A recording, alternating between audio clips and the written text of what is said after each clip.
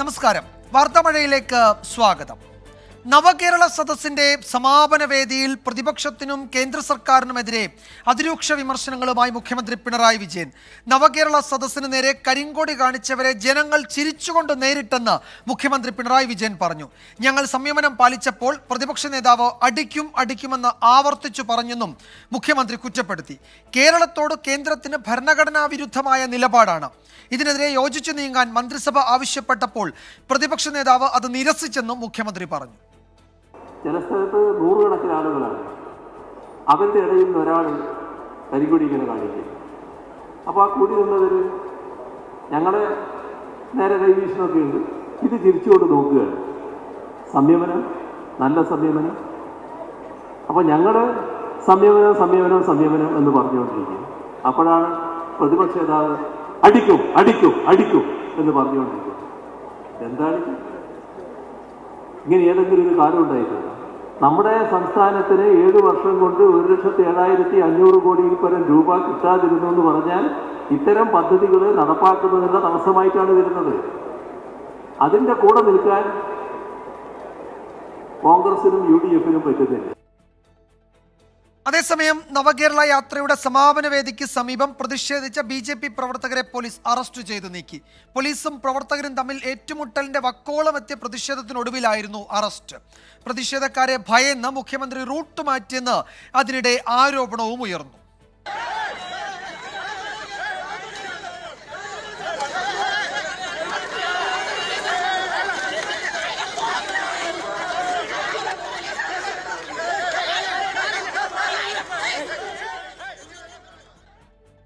MJ Pratheesh വിവരങ്ങൾ നൽകും തിരുവനന്തപുരത്ത് നിന്ന്. പ്രതീഷ്, ഈ നവകേരള യാത്ര തിരുവനന്തപുരം ജില്ലയിൽ കടക്കുന്നതിന് മുമ്പ് തന്നെ പ്രതിഷേധം കുറെ കൂടി ശക്തമാക്കിയിരുന്നു കോൺഗ്രസ്. തിരുവനന്തപുരത്ത് എത്തിയപ്പോഴേക്കും അത് അങ്ങേയറ്റം വലിയ പ്രതിഷേധമായി. കഴിഞ്ഞ 3 ദിവസങ്ങൾ തുടർച്ചയായി തിരുവനന്തപുരം ഏതാണ്ട് ഒരു യുദ്ധക്കളമായി എന്ന് വേണമെങ്കിൽ പറയാവുന്ന തരത്തിലായിരുന്നു പ്രതിഷേധം. സമാപന ദിവസവും അതിന് മാറ്റമൊന്നും ഉണ്ടായില്ല. എന്തായിരുന്നു വട്ടിയൂർക്കാവിലെ പ്രസംഗത്തിൽ മുഖ്യമന്ത്രി കൂടുതൽ ശ്രദ്ധിച്ചത്?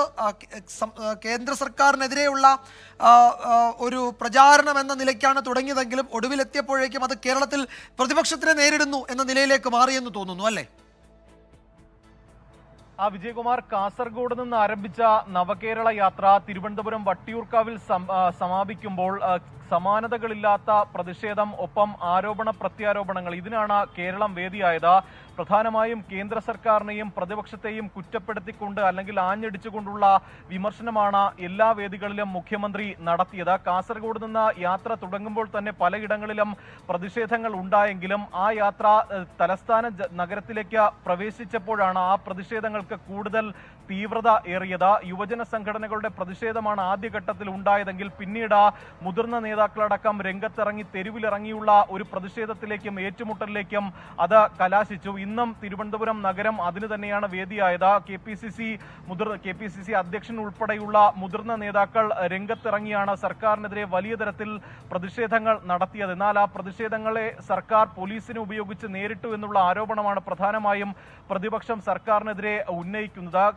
മനഃപൂർവ്വം മുഖ്യമന്ത്രിയുടെ അറിവോടുകൂടി അല്ലെങ്കിൽ മുഖ്യമന്ത്രിയുടെ നിർദ്ദേശപ്രകാരം ഈ പ്രതിപക്ഷ നേതാക്കളെ അടക്കം ആക്രമിക്കാനുള്ള ഒരു നില അല്ലെങ്കിൽ അത്തരത്തിലൊരു സമീപനമാണ് പോലീസിന്റെ ഭാഗത്തു നിന്നുണ്ടായതെന്ന ഗുരുതരമായ ആരോപണങ്ങളും കോൺഗ്രസ് നേതാക്കൾ ഇന്ന് ഉന്നയിച്ചിട്ടുണ്ട്. അതേസമയം ഈ നവകേരള സദസ്സ് വേദികളിലടക്കം പ്രതിപക്ഷ നേതാവിനെ അതിരൂക്ഷമായി വിമർശിച്ചുകൊണ്ടായിരുന്നു മുഖ്യമന്ത്രിയുടെ പ്രസംഗങ്ങളും ഒപ്പം വാർത്താ സമ്മേളനങ്ങളും അരങ്ങേറിയത്. ഓരോ ആളുകളെയും കലാപാഹ്വാനം നടത്തി മുഖ്യമന്ത്രിക്കും സർക്കാരിനുമെതിരെ തിരിക്കുകയാണ് എന്നുള്ള വിമർശനമാണ് പ്രതിപക്ഷ നേതാവിനെതിരെയും കോൺഗ്രസിനെതിരെയും മുഖ്യമന്ത്രി നടത്തിയത്. മാത്രമല്ല, ഈ കേന്ദ്ര സർക്കാരിനൊപ്പമാണ് സംസ്ഥാനത്തെ കോൺഗ്രസ് നിൽക്കുന്നത്. വലിയ തരത്തിൽ സാമ്പത്തിക പ്രതിസന്ധി നിലവിൽ കേരളം നേരിടുന്നുണ്ട്. ഈ ഘട്ടത്തിൽ കേന്ദ്ര സർക്കാരിനോടൊപ്പം ചേർന്ന് സംസ്ഥാനത്തിന് എതിരായിട്ടുള്ള ഒരു നീക്കം അല്ലെങ്കിൽ ഒരു നിലപാടാണ് പ്രതിപക്ഷം സ്വീകരിക്കുന്നത് എന്നതാണ് പ്രധാനമായും മുഖ്യമന്ത്രി അടക്കം വിമർശിച്ചത്. ഇന്നും നവകേരള സദസ്സ് വേദികളിലടക്കം കേന്ദ്ര സർക്കാരിനെയും പ്രതിപക്ഷ നേതാവിനെയും കോൺഗ്രസിനെയും കുറ്റപ്പെടുത്തി മുഖ്യമന്ത്രി വിമർശനം നടത്തിയിരുന്നു. മാത്രമല്ല വലിയ തരത്തിലുള്ള പ്രതിഷേധത്തിന്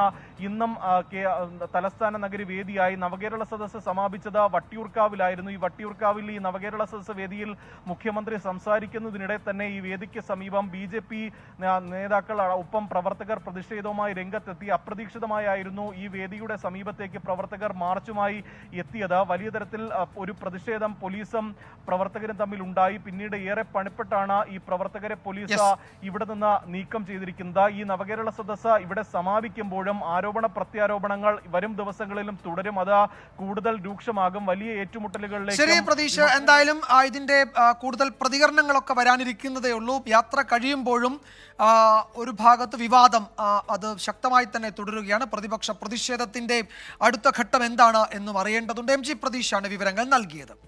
ഇന്നും തെരുവ് യുദ്ധം.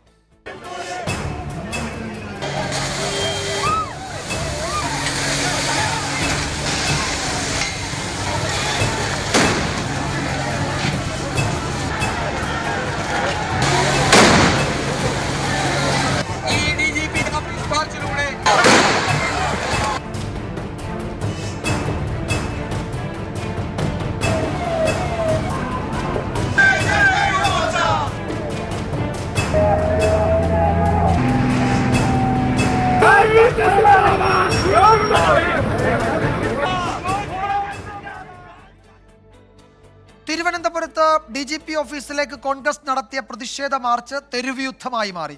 മുതിർന്ന നേതാക്കൾ വേദിയിലിരിക്കവേ പോലീസ് മുന്നറിയിപ്പില്ലാതെ കണ്ണീർവാതക ഷെല്ലുകൾ പ്രയോഗിച്ചു. ദേഹാസ്വാസ്ഥ്യം അനുഭവപ്പെട്ട KPCC അധ്യക്ഷൻ K സുധാകരനെ ആശുപത്രിയിൽ പ്രവേശിപ്പിച്ചു.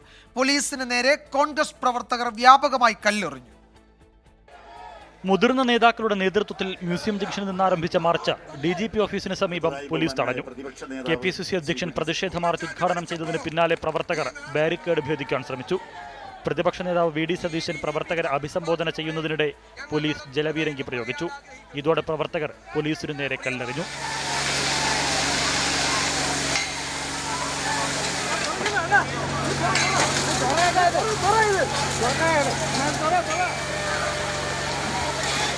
കല്ലേറ് രൂക്ഷമായതോടെ നേതാക്കളിരിക്കുന്ന വേദിയിലേക്കും ജലപീരങ്കി നീണ്ടു.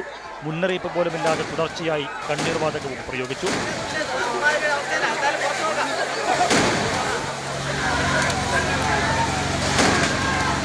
വേദിയിലുണ്ടായിരുന്ന നേതാക്കൾക്ക് ദേഹാസ്വാസ്ഥ്യം അനുഭവപ്പെട്ടു. പ്രവർത്തകരും DCC ഭാരവാഹികളും ചേർന്ന് മുതിർന്ന നേതാക്കളെ മാറ്റി. ശ്വാസതടസ്സം നേരിട്ട KPCC അധ്യക്ഷൻ K സുധാകരൻ ആശുപത്രിയിൽ ചികിത്സ തേടി. ഇന്നിപ്പോൾ സീനിയർ നേതാക്കന്മാർ സംസാരിക്കുമ്പോഴാണ് ഈ ടിയർ ഗ്യാസും അതുപോലെ ഈ വെള്ളം ചാറ്റിയതുമൊക്കെ കേരളത്തിൽ ഇന്നുവരെ ഒരു സർക്കാരും ഒരു പോലീസും കാണിക്കാത്ത ക്രൂരതയാണ് ഇന്ന് ഇതിനെതിരെ അവർ നടത്തിയത്. നേതാക്കൾ പിരിഞ്ഞുപോയ ശേഷവും പ്രവർത്തകർ ഏറെ നേരം പോലീസിനെതിരെ മുദ്രാവാക്യം വിളികളുമായി നിലയുറപ്പിച്ചു. പിന്നീട് KPCC ഓഫീസിന് മുന്നിൽ റോഡിൽ കുത്തിയിരുന്ന് പ്രതിഷേധിച്ചു.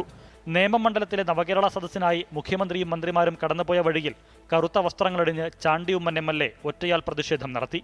പ്രദേശത്ത് DYFI പ്രവർത്തകർ സംഘടിച്ചെങ്കിലും പോലീസ് സുരക്ഷയിൽ കസേരയിലിരുന്നാണ് ചാണ്ടി ഉമ്മൻ പ്രതിഷേധിച്ചത്. മുഖ്യമന്ത്രിയുടെ വാഹനവ്യൂഹം കടന്നുപോയതോടെ പ്രതിഷേധം അവസാനിപ്പിച്ച് ചാണ്ടി ഉമ്മൻ മടങ്ങി. 24 തിരുവനന്തപുരം. കോൺഗ്രസിന്റെ DGP ഓഫീസ് മാർച്ചിനിടെ പോലീസ് തന്നെ വ്യക്തിപരമായി ഉന്നം വെച്ചെന്ന് KPCC അധ്യക്ഷൻ K സുധാകരൻ MP. പോലീസ് ഏകപക്ഷീയമായി ആക്രമിക്കുകയായിരുന്നുവെന്ന് രമേശ് ചെന്നിത്തല പറഞ്ഞു. പ്രതിപക്ഷ നേതാവിന്റെ പ്രസംഗം തടസ്സപ്പെടുത്താൻ പോലീസ് ശ്രമിച്ചെന്ന് ശശി തരൂർ MPയും ആരോപിച്ചു. ആ പ്രതികരണങ്ങളിലേക്ക്.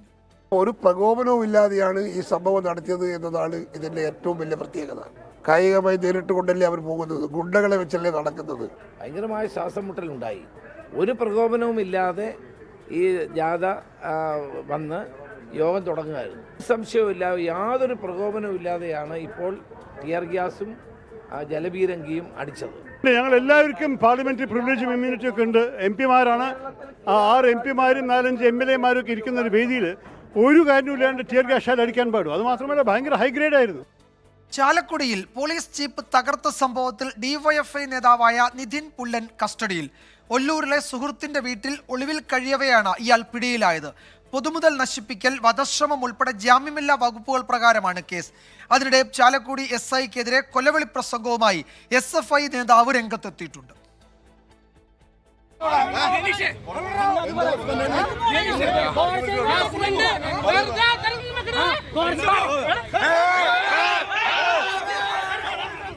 ഹെൽമറ്റ് വെക്കാതെ ബൈക്കിൽ റോന്തു ചുറ്റിയ SFI പ്രവർത്തകർക്ക് പോലീസ് പിഴ ചുമത്തിയതാണ് സംഘർഷത്തിന് കാരണം. പ്രകോപിതരായ പ്രവർത്തകർ ഡിവൈഎഫ്ഐ ബ്ലോക്ക് സെക്രട്ടറി നിതിൻ പുല്ലന്റെ നേതൃത്വത്തിൽ പോലീസ് ജീപ്പ് തകർത്തു. ജീപ്പിന് മുകളിൽ കയറിയ നിതിൻ ഗ്ലാസ് ചവിട്ടി പൊട്ടിച്ചു. ബീക്കൺ ലൈറ്റ് നശിപ്പിച്ചു. കൂടുതൽ പോലീസ് എത്തി നിതിനെ കസ്റ്റഡിയിലെടുത്തെങ്കിലും CPIMന്റെ മുതിർന്ന നേതാക്കൾ ഉൾപ്പെടെ എത്തി മോചിപ്പിക്കുകയായിരുന്നു. അവിടെ നിന്ന് കടന്നുകളഞ്ഞ നിതിനെ ഒല്ലൂരിൽ ഒളിവിൽ കഴിയുന്നതിനിടെയാണ് പോലീസ് വീണ്ടും പിടികൂടിയത്. കേസിൽ പിടിയിലായ ഡിവൈഎഫ്ഐ SFI പ്രവർത്തകരായ ജിയോ ഷമീം, ഗ്യാനേഷ്, വിൽഫിൽ എന്നിവരുടെ അറസ്റ്റ് രേഖപ്പെടുത്തി. അതേസമയം കൊലവിളി പ്രസംഗവുമായി SFI നേതാവ് രംഗത്തെത്തി. ചാലക്കുടി SI അഫ്സലിനെ തെരുവുപട്ടിയെ പോലെ തല്ലുമെന്നായിരുന്നു SFI കേന്ദ്ര കമ്മിറ്റി അംഗം ഹസൻ മുബാറക്കിന്റെ ഭീഷണി.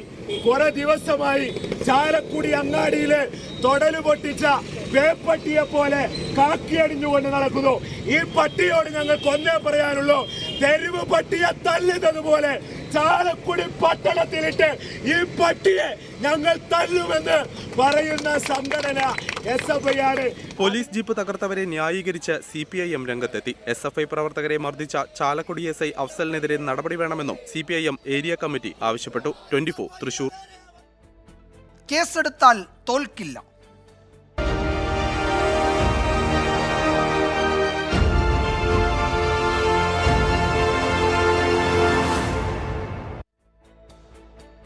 ഷൂ എറിയൽ പ്രതിഷേധം റിപ്പോർട്ട് ചെയ്ത 24 റിപ്പോർട്ടർ വിനീതയ്ക്കെതിരെ കേസെടുത്ത സംഭവത്തിൽ ചോദ്യത്തോട് ക്ഷുഭിതനായി മുഖ്യമന്ത്രി പിണറായി വിജയൻ.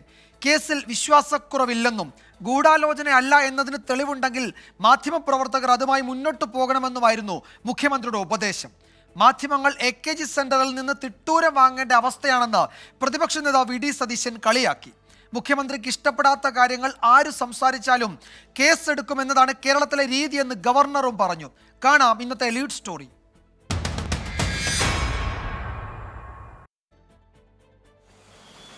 വാർത്ത റിപ്പോർട്ട് ചെയ്തതിന്റെ പേരിൽ 24 റിപ്പോർട്ടർ വിനീത വിജിക്കെതിരെ ഗൂഢാലോചന കുറ്റം ചുമത്തി കേസെടുത്ത നടപടിയാണ് മുഖ്യമന്ത്രി ന്യായീകരിച്ചത്. കേസുമായി ബന്ധപ്പെട്ട ചോദ്യങ്ങളോട് ക്ഷുഭിതനായിട്ടായിരുന്നു മുഖ്യമന്ത്രിയുടെ പ്രതികരണം. ഇങ്ങനെയുള്ള വിവരത്തിന്റെ മേലെയല്ല, ഇങ്ങനെയുള്ള വിവരമായിട്ട് കാണണ്ട. നിങ്ങൾ തർക്കിക്കാൻ വേണ്ടി മാത്രം വന്നാണെങ്കിൽ അങ്ങനെ തുടങ്ങാം നമുക്ക്. ഇത് നിങ്ങളല്ല അവരോടാ ഞാൻ പറഞ്ഞത്. ഇനി നിങ്ങൾക്കാണോ ചോദിക്കുന്നത്? നിങ്ങൾ മാധ്യമപ്രവർത്തനം തന്നെ. നിങ്ങളെ മാധ്യമപ്രവർത്തനത്തെ പറ്റിയാണ് ഞാൻ പറഞ്ഞത്. മാധ്യമപ്രവർത്തനമായിട്ട് നടത്തണം. അതിന് യാതൊരു തടസ്സവും ഇവിടെ ആരും ഉണ്ടാക്കുന്നില്ല. ഞാൻ പറയട്ടെ, നിങ്ങളെന്തെങ്കിലും ചാടിക്കൊണ്ടിരുന്നു കുറച്ച് ശബ്ദമുയർത്തി പറഞ്ഞാൽ കാര്യങ്ങൾ നേടിക്കളയാവുന്നുള്ള ധാരണയിൽ തുടങ്ങണ്ട. അതേ ഉള്ളൂ. വിനീതയ്ക്കെതിരായ പോലീസ് നടപടിയിൽ പുതുമയില്ലെന്നും മുഖ്യമന്ത്രിക്ക് ഇഷ്ടപ്പെടാത്ത കാര്യം ആര് സംസാരിച്ചാലും കേസെടുക്കുമെന്നതാണ് രീതിയെന്നും governor Arif Muhammad Khan. When you board a plane, you pass through security. And if somebody says something which is not liked by the chief minister inside the plane, then a case of 307 was registered in Kerala. What's new about it? മുഖ്യമന്ത്രിയുടെ ഓഫീസിന്റെ ഗൂഢാലോചനയെന്നായിരുന്നു പ്രതിപക്ഷ നേതാവ് VD സതീശന്റെ കുറ്റപ്പെടുത്തൽ. CPM തീരുമാനിക്കുന്നത് പോലെ മാധ്യമപ്രവർത്തനം നടത്തണമെന്ന്. അധികാര സ്ഥാനങ്ങളിൽ ഇരിക്കുന്നവർ പ്രതിപക്ഷത്താണെങ്കിലും ഭരണത്തിലിരിക്കുമ്പോഴും മാധ്യമങ്ങൾ അവരെ വിമർശിക്കുകയും തെറ്റുകൾ ചൂണ്ടിക്കാട്ടുകയും ചെയ്യും, സമരങ്ങൾ റിപ്പോർട്ട് ചെയ്യും. ഇത് ഏകാധിപത്യമാണ്. ഇത് ഡൽഹിയിൽ നടക്കുന്നത് അതുതന്നെയാണ്. പ്രതിഷേധ സമരങ്ങൾ റിപ്പോർട്ട് ചെയ്ത ആളിന്റെ പേരിൽ ഗൂഢാലോചന കുറ്റം ചുമത്തിയത് കോടതിയിൽ എങ്ങനെ തെളിയിക്കുമെന്നത് ലോക്കൽ പോലീസിനും വലിയ തലവേദനയാണ്. നേരത്തെ ഇതേ കേസിൽ അറസ്റ്റിലായ KSU പ്രവർത്തകർക്കെതിരെ വധശ്രമത്തിന് കേസെടുത്തത് കോടതി വിമർശിച്ചിരുന്നു. 24 കൊച്ചി. പ്രതിഷേധ വാർത്ത റിപ്പോർട്ട് ചെയ്ത 24 റിപ്പോർട്ടർ വിനീത വിജിക്കെതിരെ കേസെടുത്ത നടപടിയിൽ സർക്കാരിനെതിരെ ആഞ്ഞടിച്ചു പ്രതിപക്ഷം. സർക്കാർ ചെയ്യുന്നത് തെറ്റാണെന്ന് ഡോക്ടർ ശശി തരൂർ MP പ്രതികരിച്ചു. ആവിഷ്കാര സ്വാതന്ത്ര്യത്തിന്മേലുള്ള പോലീസ് കടന്നുകയറ്റത്തെ ന്യായീകരിച്ച് അതേസമയം മന്ത്രിമാർ രംഗത്തെത്തിയിട്ടുണ്ട്. മുഖ്യമന്ത്രിക്കെതിരെയുള്ള KSU പ്രതിഷേധം റിപ്പോർട്ട് ചെയ്ത മാധ്യമപ്രവർത്തകയുടെ പേരിൽ കേസെടുത്ത പോലീസ് നടപടി തോന്നിവാസമെന്നായിരുന്നു മുൻ പ്രതിപക്ഷ നേതാവ് രമേശ് ചെന്നിത്തലയുടെ പ്രതികരണം. കേസ് പിൻവലിച്ച് മുഖ്യമന്ത്രി മാപ്പ് പറയണമെന്ന് മുതിർന്ന കോൺഗ്രസ് നേതാവ് VM സുധീരൻ ആവശ്യപ്പെട്ടു. ജനാധിപത്യത്തിന്റെ അടിസ്ഥാനം സർക്കാർ മറക്കുകയാണെന്ന് ഡോക്ടർ ശശി തരൂർ MP. മാധ്യമപ്രവർത്തകർ വാർത്തകൾ റിപ്പോർട്ട് ചെയ്യുക എന്നുള്ളത് അവരുടെ മൗലികമായ ഉത്തരവാദിത്തമാണ്. ആ ഉത്തരവാദിത്തത്തിൽ നിന്ന് അവർക്ക് പുറകോട്ട് പോകാൻ കഴിയില്ല. അങ്ങനെ പോയാൽ പിന്നെ അവരുടെ ജോലി എന്താണ്? 24 റിപ്പോർട്ടർ വിനീതയെ അവർക്കെതിരെ കേസെടുത്ത സംഭവം സത്യസന്ധമായി അവർ റിപ്പോർട്ട് ചെയ്തു. ഈ ഒരൊറ്റ കാരണത്തിൻ്റെ പേരിലാണ് അവരുടെ പേരിൽ കേസെടുത്തത് എന്നുള്ളത് വളരെയേറെ വിചിത്രമായിരിക്കുന്നു. എന്താണ് ഇവരുടെ ഇപ്പോൾ ഒരു പ്രശ്നം? എന്താണത്? അവരെ എതിരിക്കാൻ പാടില്ലേ? അവരുടെ എതിരെ സംസാരിക്കാൻ പാടില്ലേ? കരിങ്കോടി കാണിക്കാൻ പാടില്ല? അവരെക്കുറിച്ചൊന്ന് സംസാരിക്കാൻ പാടില്ല? ആൾക്കാർക്ക് പെർമിഷൻ എടുത്തിട്ട് പാതിയിൽ നിന്ന് പ്രസംഗം കേൾക്കാൻ പാടില്ല? ഇതിൻ്റെ അർത്ഥം എന്താണ്? ഇത് ജനാധിപത്യത്തിനെ അവർ മാറ്റാനാണ് ശ്രമിക്കുന്നത്. ഇത് ഫാസിസത്തിന്റെ ഏറ്റവും വലിയ ചൂടാണ്. ഡൽഹിയിൽ ആരെങ്കിലും എതിരായി ശബ്ദിച്ചാൽ അവനെ അകത്താക്കാൻ വേണ്ടിയുള്ള നടപടിയുണ്ട്. അതിനെ എതിർക്കുന്നവരാണ് നമ്മളെല്ലാവരും, കോൺഗ്രസും കമ്മ്യൂണിസ്റ്റും എല്ലാം. പക്ഷേ ഇവിടെ അവരെക്കാൾ മുൻപിൽ നിന്നുകൊണ്ട് ഇത്തരം കേസുകളെടുക്കുകയാണ്. ഇത് ഒറ്റപ്പെട്ട സംഭവമല്ല. പോലീസ് നിലപാടിനെ ന്യായീകരിച്ച് സാംസ്കാരിക വകുപ്പ് മന്ത്രി സജി ചെറിയാൻ രംഗത്തെത്തി. എല്ലാ മാധ്യമപ്രവർത്തകരും അങ്ങനെയാണെന്നല്ല, എന്നാൽ ഒറ്റപ്പെട്ട മാധ്യമപ്രവർത്തകർ ചിലരെങ്കിലും വൈകാരികമായി ഇത്തരമുണ്ടാകുന്ന ഇഷ്യൂസിൻ്റെ ഭാഗമാകാൻ ചില സന്ദർഭങ്ങളിൽ ശ്രമിക്കാറുണ്ട്. അവർ ചെയ്യാത്തൊരു തെറ്റിൻ്റെ പേരിൽ അവർ ആരെങ്കിലും പ്രതിയാക്കിയിട്ടുണ്ടെങ്കിൽ അത് ഗവൺമെൻറ് പരിശോധിച്ചിട്ട് ശരിയായ തീരുമാനം അക്കാര്യത്തിൽ ഉണ്ടാകുകയും ചെയ്യും. മാധ്യമങ്ങൾക്കെതിരെ കേസെടുക്കുന്നത് ഇടത് നയമല്ലെന്ന് LDF കൺവീനർ EP ജയരാജൻ. അങ്ങനെ മാധ്യമപ്രവർത്തകർക്ക് നേരെ കേസെടുക്കുന്നൊരു നിലപാട് പൊതുവായിട്ട് ഞങ്ങളുടെ ഭാഗത്തില്ല. ഞങ്ങൾ ഒരു മാധ്യമപ്രവർത്തകരെയും ബുദ്ധിമുട്ടിക്കാനോ അവരുടെ സ്വാതന്ത്ര്യം തടയാനോ ഒന്നും ഞങ്ങളില്ല. പരിശോധിച്ച് നടപടി സ്വീകരിക്കുമെന്ന് CPI മന്ത്രിമാരായ P പ്രസാദ്, K രാജൻ എന്നിവർ പ്രതികരിച്ചു. 24 കൊച്ചി. മറ്റു ചില പ്രധാന റിപ്പോർട്ടുകളിലേക്ക് വാർത്താമഴ കടക്കുന്നു. എറണാകുളം അങ്കമാലി അതിരൂപതയിൽ ക്രിസ്മസ് ദിനത്തിലെ ഒരു കുർബാന ഏകീകൃത രീതിയിൽ നടത്താനും ശേഷം ജനാഭിമുഖ കുർബാന തുടരാനും വൈദിക സമിതിയുടെ തീരുമാനം. ഏകീകൃത കുർബാന അടിച്ചേൽപ്പിക്കാൻ അനുവദിക്കില്ല. പാതിര കുർബാന ഏകീകൃതമാക്കാൻ അനുവദിക്കില്ല എന്നാണ് അൽമായ മുന്നേറ്റത്തിന്റെ നിലപാട്. അശ്വിൻ പാലാഴി വിവരങ്ങൾ നൽകും കൊച്ചിയിൽ നിന്ന്. അശ്വിൻ, ഇത് മാർപ്പാപ്പയുടെ തീരുമാനത്തിന് വിരുദ്ധമല്ലേ ഈ അൽമായ സമിതി ഇപ്പോൾ പറയുന്ന കാര്യം? ഇത് സഭാ നേതൃത്വം അനുവദിക്കുമോ? ഇത് ഏകീകൃത കുർബാന എന്നത് മാത്രമാണ് ഇനി രൂപതയിൽ അനുവദിക്കൂ, മറ്റൊന്നും സ്വീകാര്യമല്ല, അല്ലെങ്കിൽ മറ്റൊന്നും അനുവദിക്കില്ല എന്നതായിരുന്നുവല്ലോ നേരത്തെ വന്ന സർക്കുലറിലൊക്കെ പറഞ്ഞിരുന്നത്. വിജയകുമാർ, എന്തായാലും കുർബാനക്കാര്യത്തിൽ സമവായമില്ല എന്നുള്ളതാണ് ഏറ്റവും പ്രധാനപ്പെട്ട കാര്യം. കഴിഞ്ഞ ദിവസമൊക്കെ അടക്കം നടത്തിയ ചർച്ചയിലും ഒപ്പം സിനഡിൽ നിന്നടക്കം വന്ന തീരുമാനത്തിലും ഡിസംബർ 25 മുതൽ ഏകീകൃത കുർബാനയാണ് നടപ്പാക്കേണ്ടത് എന്നുള്ളതായിരുന്നു നിർദ്ദേശം. എന്നാൽ അത് പ്രത്യേക സാഹചര്യത്തിൽ അത് നടപ്പാകാത്ത വരുന്ന സാഹചര്യം ഉണ്ടായിരുന്നു. അതിനുശേഷമാണ് കഴിഞ്ഞ ദിവസം പ്രത്യേക ചർച്ചകൾ നടത്തുകയും അതിൻ്റെ അടിസ്ഥാനത്തിൽ ഡിസംബർ 25-ന് ഏകീകൃത കുർബാന നടപ്പാക്കണമെന്നുള്ള തീരുമാനത്തിലേക്ക് വരികയും ചെയ്തത്.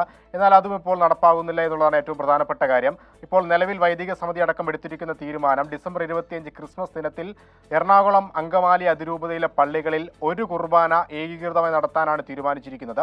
അത് ഏത് കുർബാനയാണ് എന്നുള്ള കാര്യത്തിൽ വ്യക്തമായൊരു കാര്യം വന്നിട്ടില്ല. എന്തായാലും ഒരു കുർബാന മാത്രമാണെന്ന് ഏകീകൃത രീതിയിൽ നടത്താനുള്ള ഒരു തീരുമാനത്തിലേക്ക് സമിതി എത്തിയിരിക്കുന്നു എന്നുള്ളതാണ് ഒടുവിൽ വന്നിരിക്കുന്ന തീരുമാനം. അത് പാതിര കുർബാനയാണെങ്കിൽ അതിന് അനുവദിക്കില്ല എന്നുള്ളതാണ് അൽമായ മുന്നേറ്റത്തിന്റെ നിലപാട്. ഒപ്പം ഈ ഏകീകൃത കുർബാന വിശ്വാസികളിൽ അടിച്ചേൽപ്പിക്കരുത് എന്നുള്ള ഉറച്ച നിലപാടും ശക്തമായി തന്നെ അൽമായ മുന്നേറ്റം ഇപ്പോൾ പ്രഖ്യാപിച്ചിരിക്കുകയാണ്.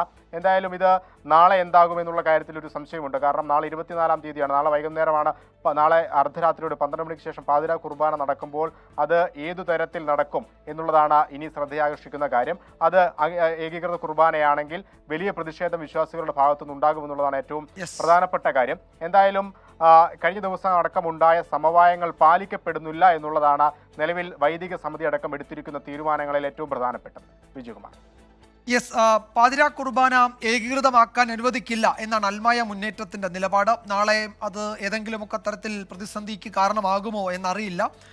ക്രിസ്മസ് ദിനത്തിലെ പ്രത്യേക ചടങ്ങുകളെ ഈ തീരുമാനം എങ്ങനെ ബാധിക്കുമെന്നതൊക്കെ പ്രധാനമാണ്. അശ്വിൻ പാലാഴിയാണ് ഏറ്റവും പുതിയ വിവരങ്ങൾ നൽകിയത് കൊച്ചിയിൽ നിന്ന്. ഇന്ന് വന്ന മറ്റൊരു പ്രധാന റിപ്പോർട്ടിലേക്ക്. അറബിക്കടലിൽ ഗുജറാത്ത് തീരത്തിന് സമീപം ചരക്ക് കപ്പലിന് നേരെ ഡ്രോൺ ആക്രമണം. കപ്പലിന് തീ പിടിച്ചു, ആർക്കും പരിക്കുകളില്ല. കപ്പൽ ജീവനക്കാരിൽ 20 പേർ ഇന്ത്യക്കാരാണെന്ന് നാവികസേന അറിയിച്ചു.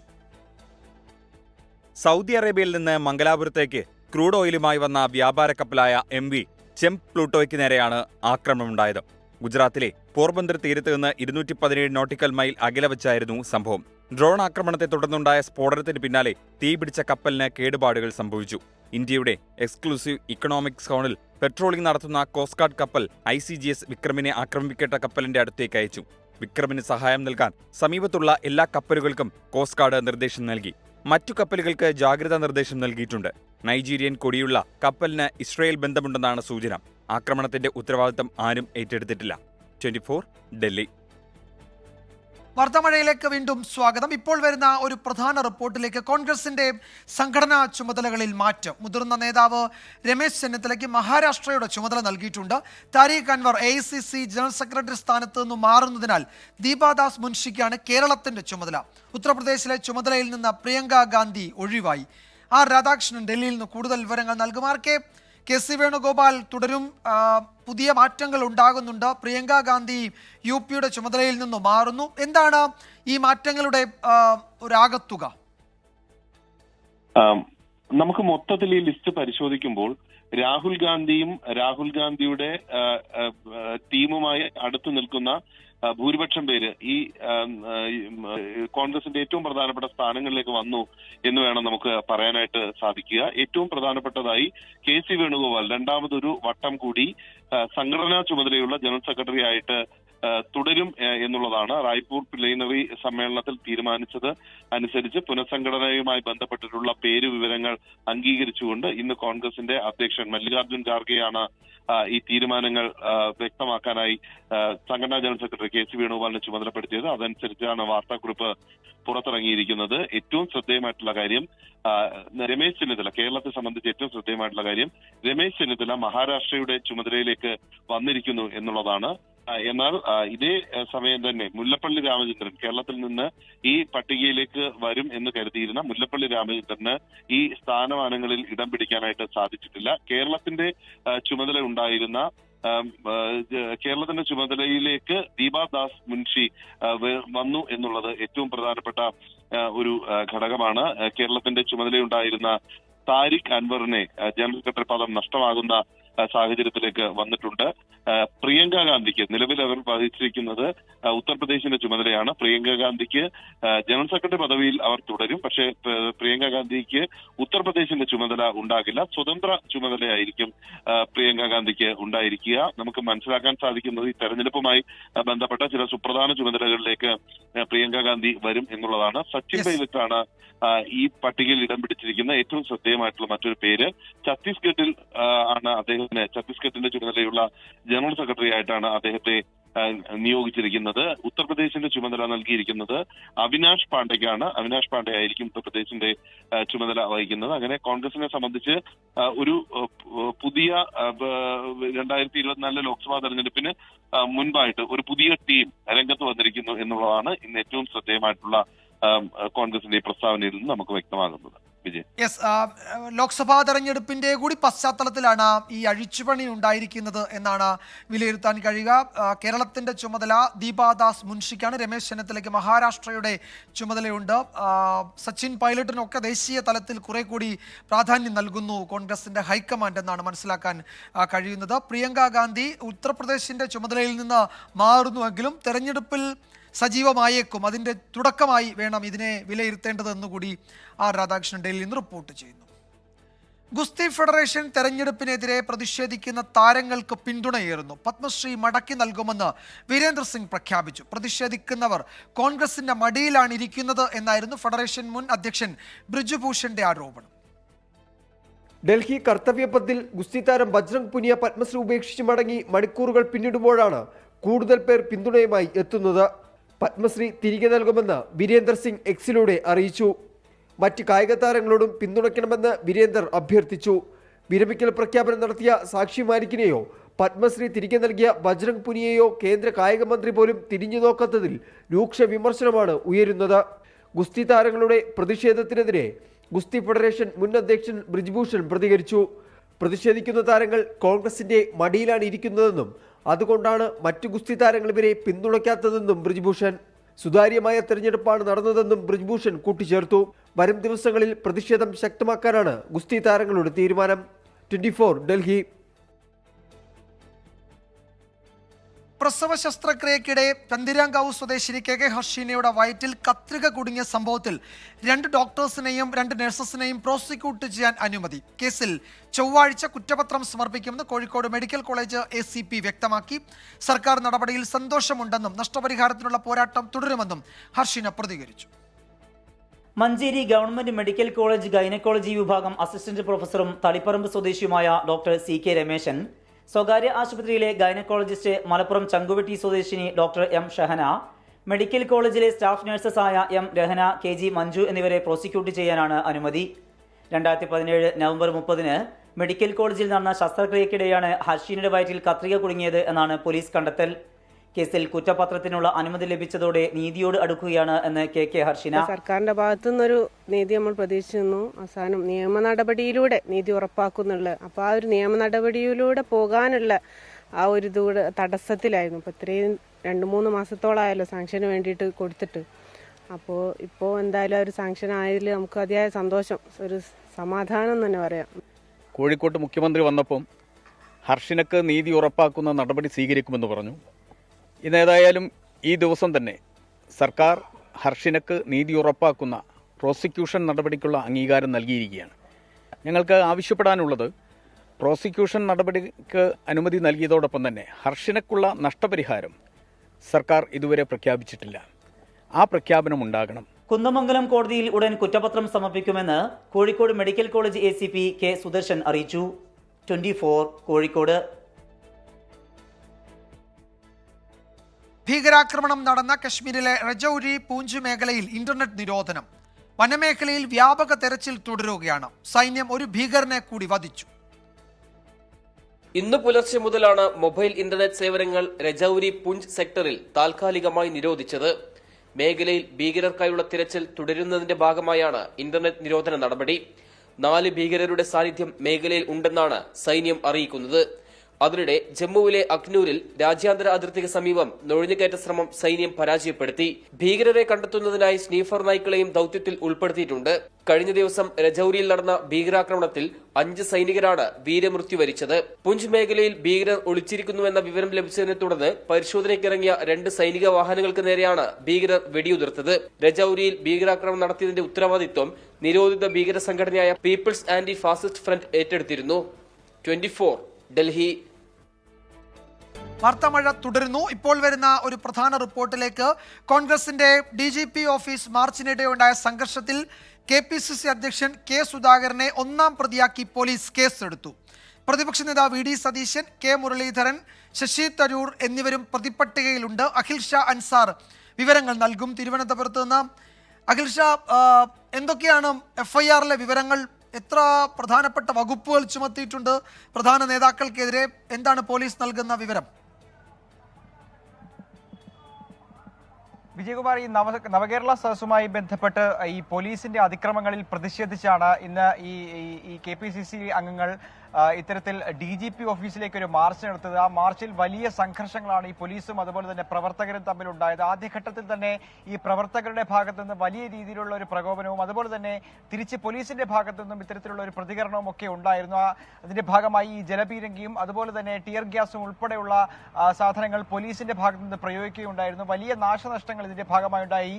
നിരവധി പ്രവർത്തകർക്കും പോലീസുകാർക്കും അതുപോലെ തന്നെ മാധ്യമപ്രവർത്തകർക്കും ഉൾപ്പെടെ ഇതുമായി ബന്ധപ്പെട്ട് പരിക്കേൽക്കുന്ന ഒരു സംഭവം ഉണ്ടായിരുന്നു. നമ്മൾ ഏറ്റവും പ്രധാനമായും എടുത്തു പറയുകയാണെങ്കിൽ ഈ KPCCയുടെ അല്ലെങ്കിൽ കോൺഗ്രസിന്റെ ഏറ്റവും പ്രധാനപ്പെട്ട നേതാക്കൾ VD സതീശൻ അതുപോലെ തന്നെ ശശി തരൂർ, K സുധാകരൻ ഉൾപ്പെടെയുള്ള നേതാക്കൾ ഈ പ്രതിഷേധ പരിപാടിയിൽ പങ്കെടുത്തിരുന്നു. ഈ K സുധാകരൻ സംസാരിച്ചതിന് ശേഷം VD സതീശൻ സംസാരിക്കുന്നതിനിടെയാണ് ഈ പ്രവർത്തകരുടെ ഭാഗത്ത് നിന്ന് ഒരു പ്രകോപനം പോലീസിന് നേരെ ഉണ്ടാവുകയും അതിന് പിന്നാലെ അത് വലിയ ഇതിൽ ഈ നേതാക്കളുടെ പങ്ക് എന്താണെന്നാണ് FIR-ൽ പറയുന്നത്? ഇത് ഇവർ പ്രസംഗിച്ചുകൊണ്ട് നിൽക്കുന്ന വേദിക്ക് സമീപം ഒരു ടിയർ ഗ്യാസ് ഷെല്ല് വന്ന് വീണ് പൊട്ടുന്നത് നമ്മളുടെ ദൃശ്യങ്ങളിൽ പതിഞ്ഞിട്ടുള്ളതാണല്ലോ. അപ്പോൾ ഇവരുടെ പങ്ക്, ഈ നേതാക്കൾ ഈ സംഘർഷത്തിൽ അവരെന്ത് തരത്തിൽ ഇടപെട്ടു എന്നാണ് ഈ FIR-ൽ പറയുന്നത്, അല്ലെങ്കിൽ പോലീസ് പറയുന്നത്? വിജയകുമാർ, പ്രധാനമായും പോലീസ് ഇക്കാര്യത്തിൽ വ്യക്തമാക്കുന്ന ഒരു കാര്യം പൊതുമുതൽ നശിപ്പിച്ചു എന്നുള്ളതാണ്. അത്തരത്തിൽ തന്നെ ഏറ്റവും പ്രധാനമായും പോലീസ് FIR ഉൾപ്പെടെ പറയുന്ന കാര്യം പൊതുമുതൽ നശിപ്പിച്ചു എന്നുള്ള ഗുരുതരമായ വകുപ്പ് തന്നെയാണ് ഇതിൽ ചൂണ്ടിക്കാട്ടുന്നതിൽ. 1ാം പ്രതിയായി K സുധാകരനെ പ്രതി ചേർത്തിരിക്കുന്നു എന്നുള്ളതാണ് ഏറ്റവും പ്രധാനപ്പെട്ട കാര്യം. കൂടാതെ ഈ ശശി തരൂർ അതുപോലെ തന്നെ K സുധാകരൻ, ഈ മുരളീധരൻ ഉൾപ്പെടെയുള്ള നേതാക്കളെയും പ്രതി ചേർത്ത് ഈ സംഭവത്തിൽ കേസെടുത്തിട്ടുണ്ട്. ഒപ്പം 500ഓളം കണ്ടാലറിയാവുന്ന കോൺഗ്രസ് പ്രവർത്തകർക്ക് നേരെയും ഈ പ്രതിഷേധത്തിൽ പങ്കെടുത്ത 500ഓളം കണ്ടാലറിയാവുന്ന ആളുകളിലേക്കും ഈ കേസ് എടുത്തിട്ടുണ്ടെന്നുള്ളതാണ് ഏറ്റവും പ്രധാനപ്പെട്ട കാര്യം. എന്തായാലും തലസ്ഥാനത്ത് DGP ഓഫീസിന് മുന്നിൽ ഇന്ന് നമ്മൾ വലിയ രീതിയിലുള്ള പ്രതിഷേധമാണ് കണ്ടത്. ഇതിന്റെ ഭാഗമായി ജലപീരങ്കിയും അതുപോലെ തന്നെ കണ്ണീർ വാതകവും ഒക്കെ വലിയ രീതിയിൽ പ്രയോഗിക്കുന്നതും കണ്ടിരുന്നു. ഏറ്റവും ഒടുവിൽ ഇപ്പോൾ കോൺഗ്രസിന്റെ നേതാക്കൾക്കെതിരെ കേസെടുത്തിരിക്കുന്നു. വിജയകുമാർ.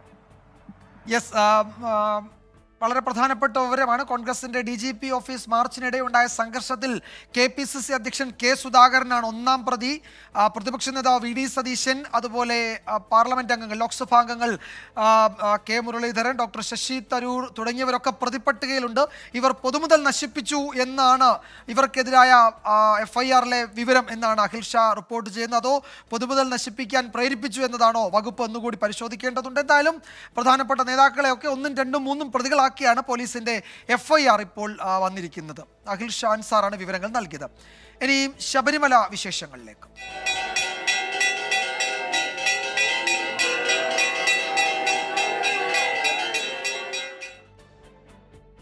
സന്നിധാനത്ത് ഭക്തജന തിരക്ക് തുടരുകയാണ്. പമ്പയിൽ നിന്ന് ഘട്ടം ഘട്ടമായാണ് തീർത്ഥാടകരെ കടത്തിവിടുന്നത്. മണ്ഡല പൂജയുമായി ബന്ധപ്പെട്ട അവലോകന യോഗം സന്നിധാനത്ത് നടന്നു. ആറന്മുള പാർത്ഥസാരഥി ക്ഷേത്രത്തിൽ നിന്ന് തങ്കയങ്കി ഘോഷയാത്ര പുറപ്പെട്ടു. മണ്ഡലപൂജ അടുത്തതോടെ സന്നിധാനത്തേക്കുള്ള ഭക്തജന പ്രവാഹം നാൾക്കുനാൾ കൂടുകയാണ്. തീർത്ഥാടകരുടെ നീണ്ട നിര ഇന്ന് അപ്പാച്ചിമേട് വരെ നീണ്ടു. 90,000-ൽ പരം ആളുകളാണ് ഇന്ന് ദർശനം നടത്തിയത്. ക്രിസ്തുമസ് അവധിക്ക് വിദ്യാഭ്യാസ സ്ഥാപനങ്ങൾ കൂടി അടച്ചതോടെ മല ചവിട്ടുന്ന തീർത്ഥാടകരിൽ 40% പേരും കുട്ടികളും മുതിർന്ന സ്ത്രീകളുമാണ്. ഇവർക്കായി ഏർപ്പെടുത്തിയ പ്രത്യേക ക്യൂ സംവിധാനം വിജയമെന്നാണ് വിലയിരുത്തൽ. തിരക്ക് നിയന്ത്രിക്കാൻ തീർത്ഥാടകരെ 24 മണിക്കൂറും 18-ാം പടി ചവിട്ടാൻ അനുവദിക്കുന്നുണ്ട്. ദേവസ്വം ബോർഡിന്റെ നേതൃത്വത്തിലുള്ള കർപ്പൂരാഴി ഘോഷയാത്ര ദീപാരാധനയ്ക്ക് ശേഷം സന്നിധാനത്ത് നടന്നു. താളമേളങ്ങളും നിശ്ചല ദൃശ്യങ്ങളും അകമ്പടിയേകി. മണ്ഡലപൂജയ്ക്ക് അയ്യപ്പ വിഗ്രഹത്തിൽ ചാർത്താനുള്ള തങ്കയങ്കിയുമായുള്ള പ്രയാണം ആറന്മുള പാർത്ഥസാരഥി ക്ഷേത്രത്തിൽ നിന്നും പുറപ്പെട്ടു. രാവിലെ 6 മണിയോടെ ആരംഭിച്ച പ്രത്യേക പൂജകൾക്ക് ശേഷം 7 മണിക്ക് തന്നെ തങ്കയങ്കി രഥത്തിലേക്ക് എത്തിച്ചു. പിന്നെ വാദ്യാഘോഷങ്ങളുടെ പുറപ്പാട്. 26-ന് ദീപാരാധനയ്ക്ക് മുമ്പ് തങ്കയങ്കി ശബരിമല സന്നിധാനത്തെത്തും. അതേസമയം അരവണ വിൽപ്പനയിൽ നിയന്ത്രണം ഏർപ്പെടുത്തി. ഒരു തീർത്ഥാടകന് 5 ബോട്ടിൽ അരവണയും 5 പാക്കറ്റ് അപ്പവുമാണ് നിലവിൽ നൽകുന്നത്. മഹാരാഷ്ട്രയിൽ നിന്നും ശർക്കര എത്താൻ വൈകിയതാണ് പ്രതിസന്ധിക്ക് കാരണമായത്. പ്രതിസന്ധി ഉടൻ പരിഹരിക്കുമെന്ന് Thiruvithamkoor Devaswom board president PS Prasanth പറഞ്ഞു. സത്രം പുല്ലുമേട് കാനനപാതയിൽ തീർത്ഥാടകൻ കുഴഞ്ഞു വീണ് മരിച്ചു. തലശ്ശേരി സ്വദേശി ദിനേശാണ് മരിച്ചത്. മണ്ഡലപൂജയ്ക്ക് ദിവസങ്ങൾ മാത്രം ബാക്കി നിൽക്കെ ദ്രുതഗതിയിലാണ് ഒരുക്കങ്ങൾ പുരോഗമിക്കുന്നത്. രാപകലില്ലാതെ എണ്ണയിട്ട യന്ത്രം പോലെ പ്രവർത്തിക്കുകയാണ് പോലീസും ദേവസ്വം ഉൾപ്പെടെയുള്ള മുഴുവൻ വിഭാഗങ്ങളും. മനു ദാമോദറിനൊപ്പം രാഹുൽ സുരേഷ്, 24 സന്നിധാനം. റിപ്പോർട്ടോടെ വാർത്താമഴ അവസാനിക്കുന്നു.